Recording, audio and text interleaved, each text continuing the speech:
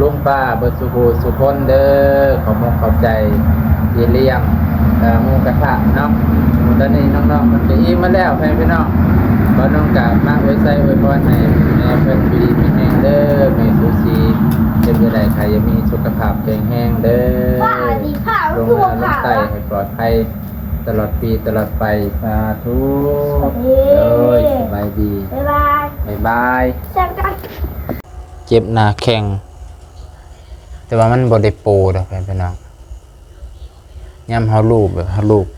บแห้งๆแหละมันปวดขึ้นยากแบบบาดตัว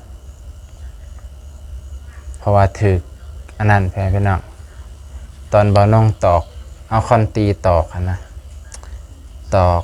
อกไม้เสาไม้เสาน้อยๆแล้วตอกปกเอาตีนนี่ขออนุญาตเด้อพี่น้องสาธิตเอาตีนนี่ยันไว้ตอกปกมัน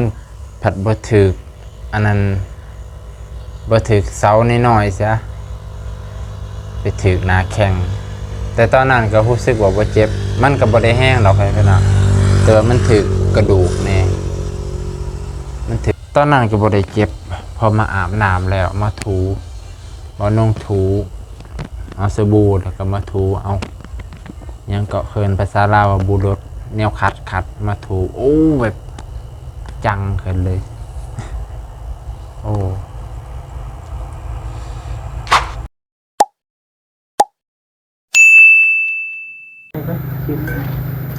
เป็นมาตรงนี้เนาะตัวพ่อเลยเอาไปวะยักไว้ก็ได้โอเคมาไปพี่น้องขออนุญาตตั้งกล้องใส่เลยได้วันนี้นะพอดเวลาที่ใช้ผ้ารอคอยมาดนแล้วอ่ะป้าเอ้ยเบื่อเคยบวงเดี๋ยวผ้าไม่ได้บีถ่าเป็นมือแล้วบอกมือนี่ได้โอ้ยคือสีคล้องคอยถ่าอยู่นั่นเลยเนาะบันไดไอ้ดีสิมาเด้มาสิลงน้องเลยสิลงน้องเลยโอ้ยมาทายบีเลยเนาะเดี๋ยวตั้งใจรอโอเคมา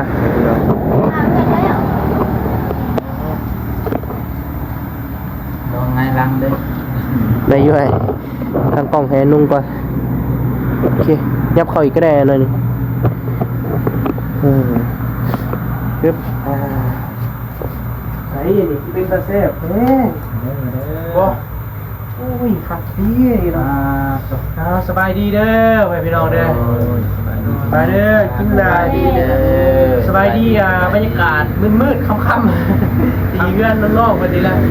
มื่อนี้ทางง่ายๆกับนอนหน่อยเนาะทางเบาวี่ยังบ่ได้ใจเด้อพี่น้องตกใจอยู่พอเมื่อมันก็ไกลเด้ทุกคนเน็กเดียวได้พันรีบใจกันยังให้นอนเป็นลูกกันเลยค่ำเลยเนี่ยได้หมดเลยทางไก่เนี่ยแซ่บโบน่ะมั่งกุ้งอย่างเดียวเลยใช่ป่ะมาเด้อพี่น้องเด้อกินชินดาดมกันเด้อหมูกระทะใส่ผ้านี่มั่งกุ้งอย่างเดียวครับบรรยากาศที่ขับเลยเนาะเย็นๆหน่อยหนึ่งได้ยามค่ำนะเย็นได้บางเย็นๆหน่อยหนึ่งเย็นแห้งพอดีม่วนได้ทีนี้หนูไข่ว้าวสุดยอดเลยพี่น้องนี่คืออะไรไม่เคยกินที่ไหนมาก่อนเลยเป็นรสชาติที่ไม่เคยเข้าปากก็เสือเลยเป็นครั้งที่สองนั่นนี่ครั้งที่กะอยู่ต่างหน้าทางนี้กัดชิ้นใหญ่เลยเลยชิ้นใหญ่เลยกินเต็มที่เลยเพราะว่าสั่งกุ้งก็ได้ป่ะเอากุ้งเต็มระบบเลยว่ะเน้นกุ้งเนาะเอาจัดไอ้เลยนะกุ้งวันหน้ากุ้งกุ้งวันหน้าครับผมวันนี้เขาคิดบาทเดียวใน3เลยขนาดดีๆแล้วแค่ว่าวันนี้เห็นเรียกเมื่อยๆทั้งวันนี้เนาะวันนี้ทางง่ายๆเป็นบุญทวีแต่ว่าเทพื้นแล้วฝากมาเด้อเด้อตอนนี้บอบี้ก็มาบอท่านบอบี้ก็คือว่าไวสุดแล้วมา สุดๆเลยนะเราก็ย่ามันค่ำเลยแบบเลยมาซะตัวห้ามบ่พี่น่ะจัดการก้อนนะว่าเข็มทำไมมันสิถ่ายค่ำเนี่ยคือเห็นอยู่แล้วเนาะหาฮอดที่ก็หามุ่งเลยตอนแรกมันสิพาบ่น่าไปหล่อซื้อตลาดเนี่ยบ่ทันเลยวะซื้อขึ้นมาเลย ไอ้เด็ก กลับไปอีกเนาะ อันเบียเขาก็บอกกินอยู่บนเห็นเราเสียมดำมากคิดเลย โอ้ไม่สิพบกันเพราะอะไรจะว่าเนี่ยอะไรมาดูนั่นเด้อเมื่อปะแล้วใช่ปะสิ้นด่านกับสิ้นด่านแล้วมาพบเด้อไว้อยู่ว่าแหละด่านเลยเนาะมันจะมีน้ำปัญญาไว้ไว้อยู่เด้อ เอาคือจังแหละยังผู้ชนเนอะ ไอ้เนี่ยธรรมดาได้มันมีพระมันมีพระไม่ได้หมดเลย อยู่ในห้องของ ผู ผู้ กน้อยเหรอ มันจะย่ำนอนบอก มันฮอดนะของพระนั่น การนอนเนาะบูซาเอาเด้อเอาใส่กันหาบูซาถึงว่ามันนอนเด้อตอนสินอนจะนุ่มกาบ3 บาทหรือไรเด้อกาบ3 บาทนุ่ม ขอบคุณผมแหละปกปักรักษาลูกหลาน นอนรับฟันดีอย่าฟันให้ฟันเหล็กฟัน โอ้ หวย อย่าลืมบอกไอ้ไรไปซื้อซื้อเลขนำได้เนาะก็ได้เงินกินน้ำมันลดได้แล้วก็ได้บรรเทาก็ได้น้ำมันก็ได้เยียวยาอุ้ยขัดรีแม่เลยยอดเลยดู ก็ต้องจัดหนักจัดเต็มสองชุด จัด ได้ เต็ม บ้าง เลย เบิ้งนี่บ่ฮู้ว่าจะกินเบิ้งหรือบ่เด้ หาแนว ไอ้เบิร์ดได้ หลายดี ว้าวมีตู้เย็นได้ต้องสต็อกยี่ห้อเลยนะ ต้องต้องไว้อยู่ในท้อง ต้องสต็อกหลายๆเนาะยำคืนมาดิทองทองมาได้เนาะต้องจัดเต็ม จัดเต็มเลยเบิร์ดก็นำเข้าเมื่อยแล้วใส่ต่ออีกโอ้โหย่อยเด้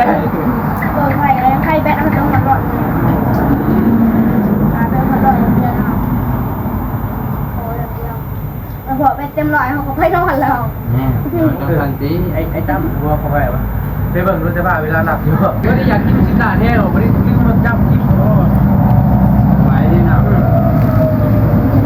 ทำไมมันพันเลยเด้อทำไมท่านสิมาเหรียญได้ทำไมบ้าง นี่ได้หลายโอ้กุ้งเต็มอยู่ดิกุ้งลอยใส่ผ้าเนาะจะใส่ป่ะ มีคือครูบ่ ไปกินตู้เหี่ยแล้ว เด้อ มากินเด้ออย่าว่ายิ้มได้เขายังบริมาถึงทางกันได้ถ้ากันเริ่มต้นเด้ เติมเนาะ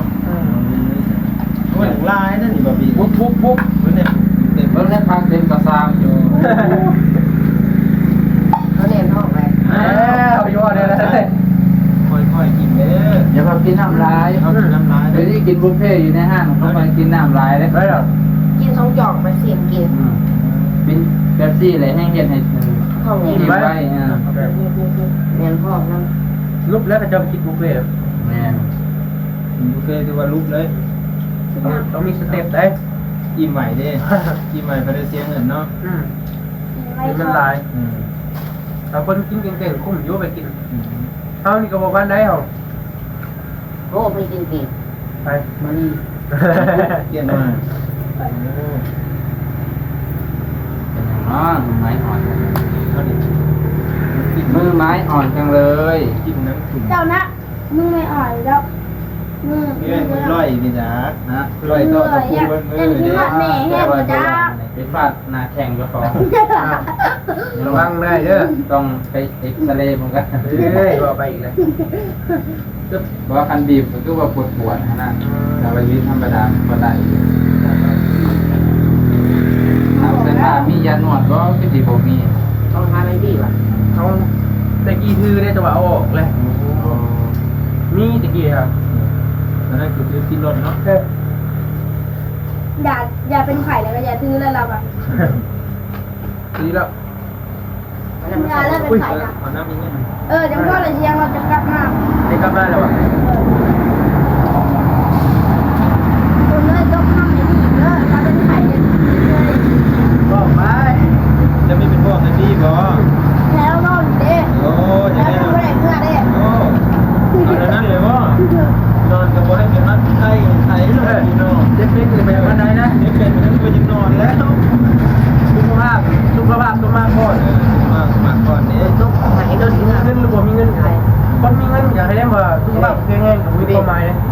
ครับ เขาบอกว่าคนต้องให้มีเมื่อไปคนนู้น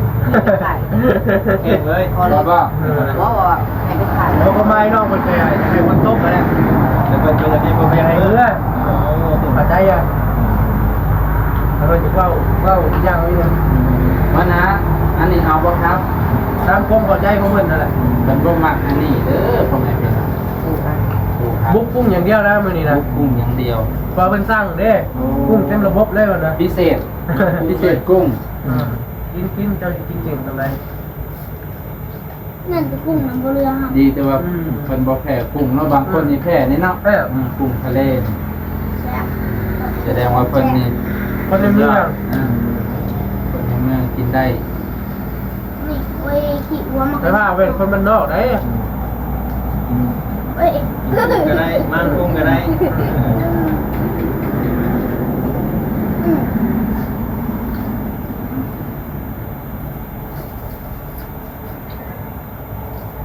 อืม เสียงลูกมา ใช่ป่ะ แซ่บกว่า กิน มันจัดให้เต็มที่เลยนะมัน ค่อยๆกินได้หลายเด้อมันจังย่อยเบาๆลง ให้มันย่อยๆไปน้ำเนาะ กินไวแล้วอิ่มไวนะ กินไปน้ำย่อยไปน้ำ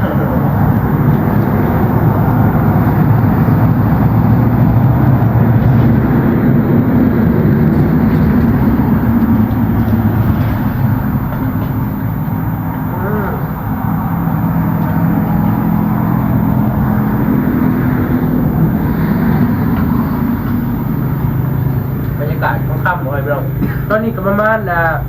โยว่า8 โมงแบบเนี้ย ได้กินหอมเต้น กับกุ้งกับ เราทำเงิน9 โมงเลย เมื่อก็ย่าง มีก็เมื่อนะจำเป็นอย่างนอนได้ดี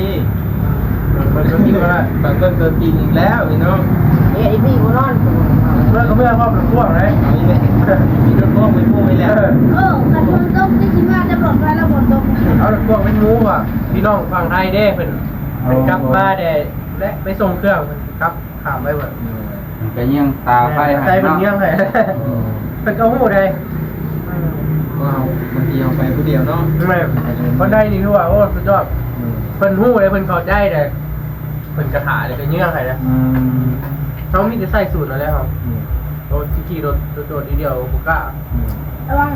ไปใส่ โอ้ย่านติดคนไอ้ย่านคนหลัก แม่นอยู่ พอคุ้มนี้ยังมีหลักเอารถกันอยู่ เดินแม่นอยู่ เอาไปย่างเอาไปย่าง เอากับว่ายากดี คนตีเอาหลุด แม่ เห็นเราไปคนเดียวเขามายันเราเลยเดี๋ยว มี2 คนเนาะ เมื่อทางมันเที่ยวดิ ต้องไปหาห้องหาไฟห้องหาเสื้อผ้าบ่เสื้อผ้าจะไปซอยบ่ ว่าจะไปสวยพวกเหม็นนะสิเก่งขนาดสิว่า เสื้อผ้ามีมุนเลยมีผ้า สอบข้าวซะบานเดียวนอนคือดื่ม นั่นแหละสายฟ้าแวบไปโอ้พิเศษเลยนะ รถพ่วงคือยังอยู่แต่ใส่เมื่อเดี๋ยวแล้ว ลายมองไว้ยังมาได้ ถ้าเป็นทางป้าบอกกล้าเมื่อ อันนี้มันทางหลวงเนาะ เป็นทางหลวงตำรวจไล่อยู่ถามว่าญาติบอกกับญาติอยู่ ทั้งหลีนะเราไปย่างได้ แบบก็คู่ นี่ชาคม แล้วก็บอกระวังว่าแล้วหน้าคันเด้อก่อน นั่นก็บอก หน่อย นั่นเป็นบ้านก็บอก หน่อย นั่นสบาย โอ้โหนะว่า เราก็เป็นบ้านเลยที แล้วบอกเขาเด็กแล้วบอกเขา ทำแล้วบอกมาแล้ว ใจกับ หน้าได้เกิดแล้วมันถึงนี่เด็ก ตายอยู่ แล้วนี่ขับมากเลย ไอ้นี่เรามาดิ ล เรา ง ไม่ ว่า ได้หรอก บอดี้ว่าสิมาต้องท มันบอก ำแม่นแล้วก็เลยว่ามาตอนนี้แหละอยากต้องทำไป โอ้พอเราก็ชิบเอาครับน้อง โตไปแบบเป็นแบบกำลังรุยกับบอดี้อยู่ย่างน้ำไปใช้บุ๊กไป เพราะแรก กำลังขามน้ำขามทะเลหัวฟ้าลุยเลย มาแก้วกระดูกหรือว่าแก้วเนาะ เกี่ยวกับลุยไปกับไม้ ลูกพี่ใหญ่ลุยแล้ว มันนี่เห็นคนก็ดีใจแห้งดีว่าแต่ ดีได้เห็น ไอ้ดอกเลยบอก เห็นให้ดอกแบบบ่คิดบ่ฝันมันจะได้พ่อก็คิดอยู่ว่าต้องเมื่อต้องได้พ่อเพราะว่าเฮาไปเฮาอยู่นี่ได้พ่อดี หรือว่าจะพ่ายได้พ่อทุกคนนะเราจะพ่าย พ่อบาบุญเนาะบาตูน ตอนดินมาสู้ ทาน ยังเลือกแต่เบาเตียงเด้อ คิวต่อไปนี่จะเบาเตียง ได้เห็นเนี่ยเด้อ ไม่ได้ถ่ายรูปเองแล้วหัวหน้าก่อน ถ่ายรูป ประทันนะ ก็ หั นี่ วหน้า นะ ก่อนกับป้า เป็นกระเป๋า บ้านหน้าบื้นแล้วก็มาขึ้นมา เรียกว่าเป็นลง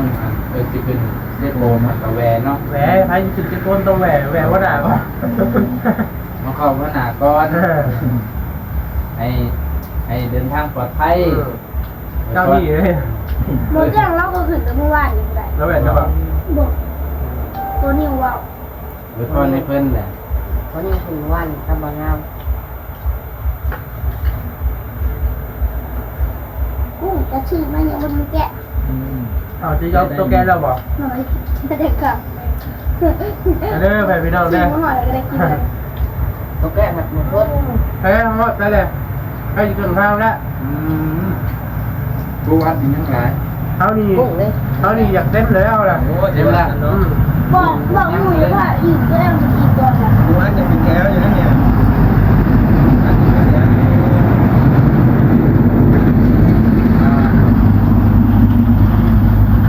เอาละเอาใส่ใส่ ถ้าทำมันกินแบบนั้น เอาจุ่มพี่ โอ้ยไหน เบิดแล้วละ มันใช้สุดปุ๊บ เอาอีกบอกกุ้งทำเอาก้อนเดียว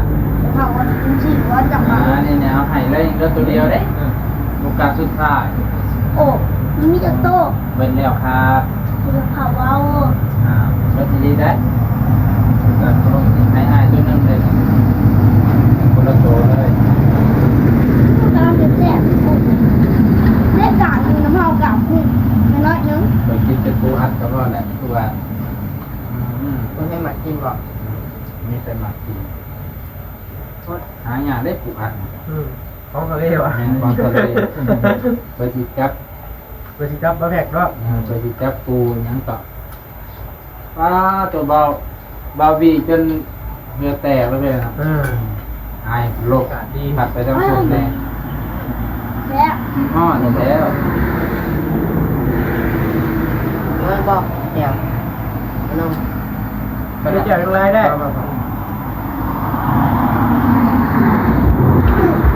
คิดว่านี่สบายพวกมูได้แต่ว่า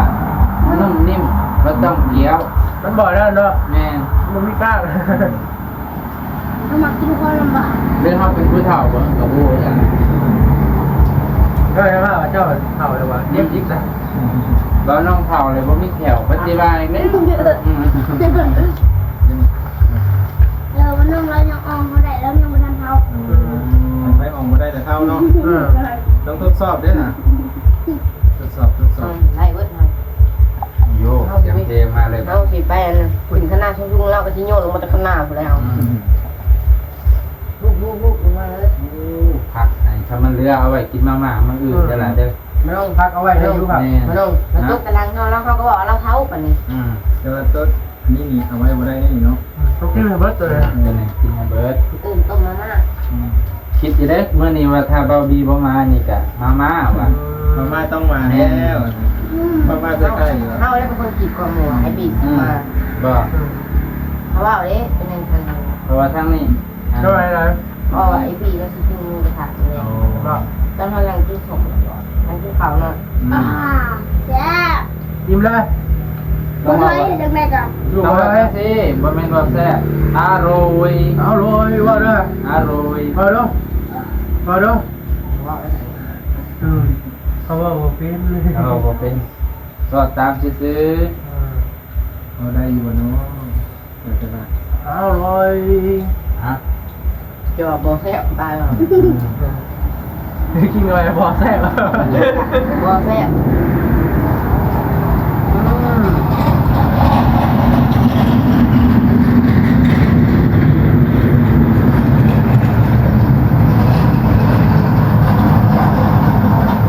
เพื่ออะไรอย่างเงี้ย เพื่อนนะ เรื่องเงี้ย สบายอยู่แล้วล่ะก็ เดี๋ยวนะวัดเนาะ ทานลูก ผมเด็ก ทานลูกแล้ว เป็นแล้ว ทำไปแล้วพากินข้าว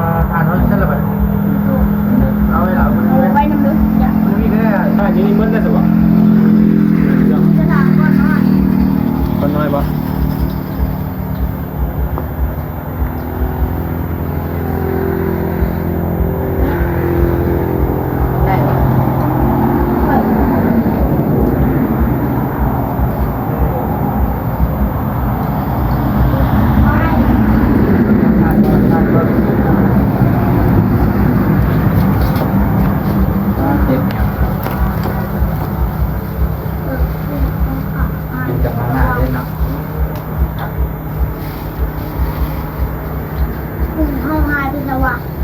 ไม่ได้หรอกไม่ได้ เป็นไรใช่ปะ มีตัวหนึง ป้าเอ้ย เนี่ย อร่อยว่ะด้วยก็อร่อยด้วย อะไร เออลบตาบ่เอ้ย เป็นคลิปเฮาอยู่บ่บัดเอาไปพี่น้องลุงป้าเบิดสุขสุคนเด้อขอบคุณขอบใจที่เลี้ยงหมูกระทะเนาะตอนนี้น้องๆมันก็อิ่มมาแล้วพี่น้องบ่น้องกะมาไว้ใส่ไว้พรให้แม่เพิ่นอยู่ดีมีแรงเด้อแม่สุสีเป็นจังได๋ใครจะมีสุขภาพแข็งแรงเด้อ ป้าดีผ่า ลง ตัว มาลง ผ่า ใส่ให้ปลอดภัยตลอดปีตลอดไปสาธุ สวัสดี เลยสบายดี บ๊ายบาย บ๊ายบาย เจอกัน สบายดีพี่น้องเบิดสุขุสุกคนพ่อแม่พี่น้องลุงป้าจะอยู่ในประเทศและต่างประเทศเด้อมื้อนี้กะมานอนเฮือนน้องสายฟ้าเป็นคืนแรกพี่น้องหลังจากที่เทครัวแล้วเทพื้นครัวแล้วเนาะพ่อแม่พี่น้องได้ยินเสียงบ่น้อเนาะมื้อนี้บ่น้องก็สิมาเว้าถึงเรื่องหนึ่งไปเป็นหนักว่าตัวมื่อนี้บ่าวน้องรู้สึกว่าอันนี้ไปเป็นหนักเจ็บหัวเข่าเจ็บหน้าแข้งแต่ว่ามันบ่ได้โปดอกไปเป็นหนักย่ำเฮาลูบแบบเฮาลูบแห้งๆแหละมันปวดขึ้นยากแบบบ้าตัวเพราะว่าถึกอันนั้นไปเป็นหนักตอนบ่าวน้องตอกเอาคอนตีตอกนะตอกใหม่เสาใหม่เสาน้อยๆแล้วตอกปกเอาตีนนี้ขออนุญาตเด้อพี่น้องสาธิตเอาตีนนี้ยันไว้ตอกปกมันผัดบ่ถึกอันนั้น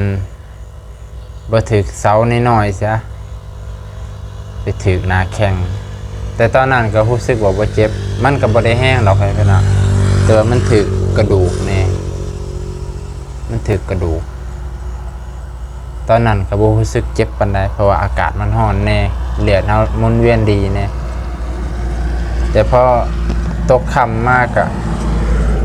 ถ้าเฮาบ่ลูบก็บ่เจ็บเด้อพี่น้องถ้าเฮาบ่ลูบก็บ่เจ็บพอบ่นงมันลูบเบิ่งน่ะคือบ่เห็นหยังพี่น้องเบิ่งน่ะคือปกติถ้าเฮาลูบแห้งๆนะรู้สึกว่าป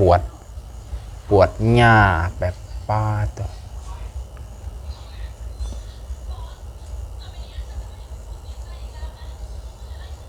แบบคือนี่นะพี่น้องนี่กระดูกมันสันกระดูกนะอย่ามันถึงสันกระดูกนี่ป้าตัวคันลูบเป็นถ้าเป็นลูบมันนี่เจ็บแห้งไปเนาะถ้าบ่ลูบนะบ่รู้สึกเจ็บเพราะว่าขาเบื้องน่องเบื้องนี่พอมันเป็นมาแต่กำเนิดไปเนาะขาเบื้องนี่จะความรู้สึกซาเกินว่าจังได๋แหละขาขาดวิตามินแน่ไปเนาะสมัยบูฮานเพิ่นว่าขออนุญาตแม่งใหม่หลายสมัยก่อนน่าจะขาดไอโอดีนไปเนาะนะไอโอดีนขาเบื้องนี่บ่ค่อยแข็งแรงปานใดแต่ว่าก็แต่มันบ่ได้หุ่นแห้งไปเนาะมันบ่ได้หุ่นแห้งปานใดแต่ว่ายามอีหยังแบบมันเจ็บนี่มันก็รู้สึกว่ามันเจ็บซาโคโมบ่คือทั้งนี้ความรู้สึกไวการตอบสนองมันสิซ่าในก็เลยว่าป้าตัวปวดแห้งไปพี่น้องขออนุญาตเหยียดขาถ้าเฮาไปรูปปึ๊บนี่ปวดหยาบแบบมันปวดแห้งอ่ะถ้าเฮาบ่รูปนะบ่เป็นหยังคือตอกจังซี่แม่พี่น้องตอกปึกก็เอาตีนนี่ยันไว้แน่มันไปถึงปักเลยจังหวะคอร์ดมันสุด จังหวะคอร์ดมันสุดมือปัก บ่น้องก็ถิ่มขอนเลยว้าวเซอร์ไพรส์จริงๆยันแบบมันสำในไปเป็นเนาะยันมันอักเสบทางในเนี่ยแต่ว่ากระติ้งได้ปกติแหละ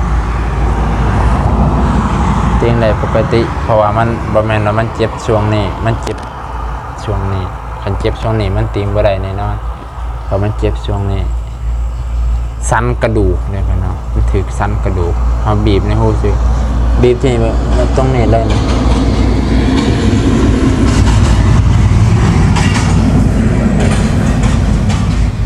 ปวดเมิบเลย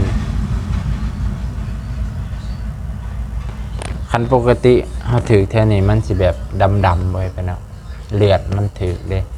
กล้ามเนื้อมันแบบมันอักเสบกล้ามเนื้อมันอักเสบมันสิด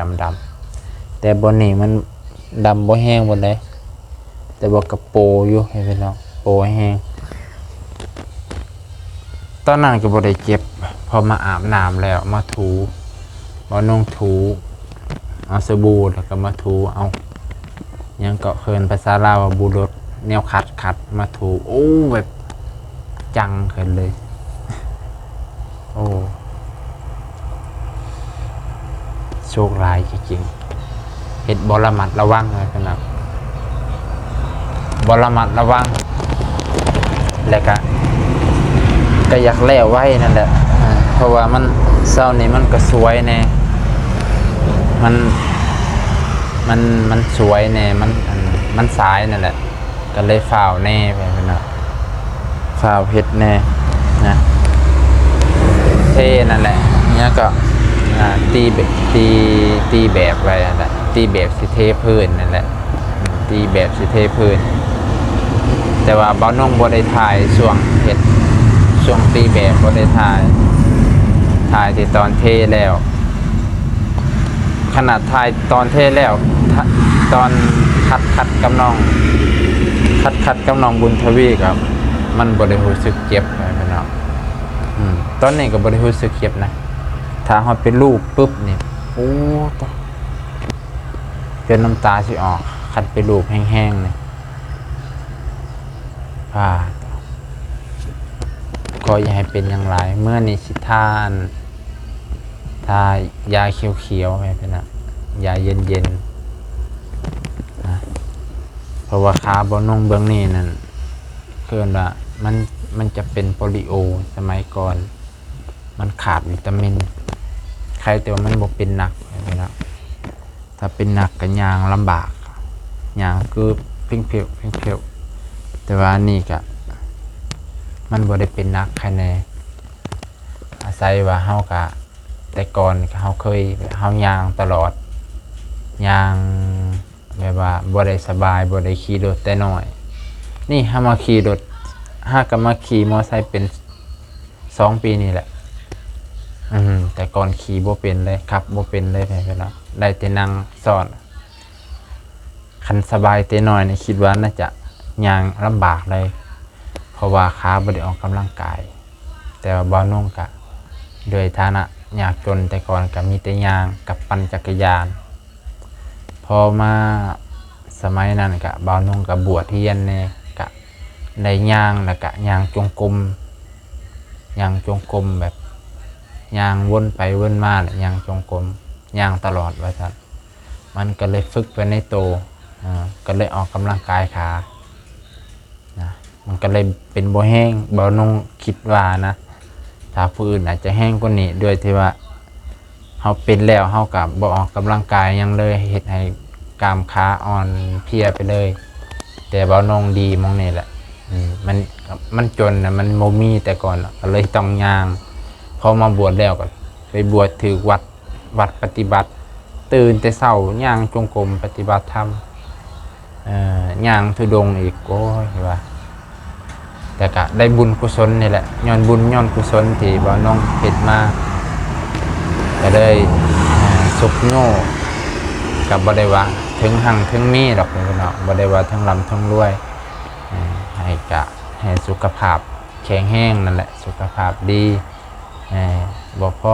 พอว่าสิหังสิมีหรอกแต่ว่าก็บ่ถึงขั้นว่าสิจนแห้งพอมีพอใส่ไปเนาะย้อนบุญย้อนกุศลย้อนคุณงามความดีย้อนพ่อแม่พี่น้องดีตนสงสารเนาะนี่แหละมื้อนี้บ่น้องอุกใจแห้งตกมันนี่เริ่มโปรแล้วพี่น้องอันนี้มุมกว้างซื่อๆถ้าใกล้ๆนี่โอ้เห็นเลยเบิ่งนี่เห็นนี่โปรบ่แห้งหรอกแต่ว่ามันปวดยามเฮาบีบนี่ช่วงนี้บีบบ่ได้เลยใช่บีบบ่ได้เลย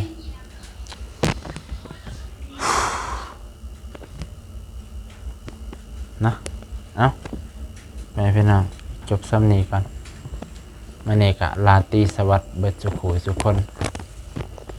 นอนรับได้เงินหมื่นนอนตื่นได้เงินแสนเด้อพ่อแม่พี่น้องลุงป้าแบนขึ้นแบนมือมาก็ให้รับแก้วมณีโศกยายมานยังเกาะเป็นในพรว่าน้องกับบ่เป็นอายุดีแม่งและพี่น้องเจ็บอย่าได้ใครอย่ามี